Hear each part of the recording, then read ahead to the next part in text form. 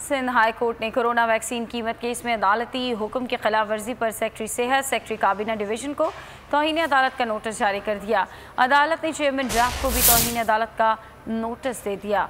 Justice Nadeem Akhtar ने remarks दिए कि आप लोगों को अदालती इक़दाम की अहमियत का एहसास नहीं।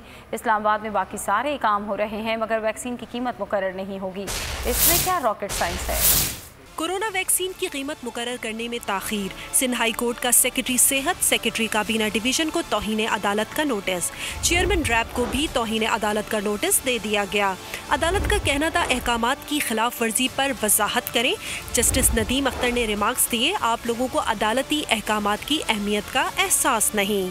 दौरान समात असिस्टेंट अटॉर्नी जनरल ने मौक़िफ़ अपनाया, इस्लामाबाद में कोरोना की सूरत हाल ख़राब है। अदालत ने मुकालमे में कहा, इस्लामाबाद में बाकी सारे काम हो रहे हैं मगर वैक्सीन की कीमत मुकर्रर नहीं होगी। इसमें क्या रॉकेट साइंस है? असिस्टेंट अटॉर्नी जनरल ने बताया, आज काबीना इजलास में कीमतों का तयन किया जाएगा। जस्टिस नदीम अख्तर ने रिमार्क्स में कहा, अदालत काबीना के लिहाज से नहीं चलेगी। एक हफ्ते बाद कह रहे हैं आज काबीना का इजलास होगा। अदालती हुक्म को मजाक बनाया हुआ है आप लोगों ने। केस पर मजीद समात 20 मई तक मुलतवी कर दी गई।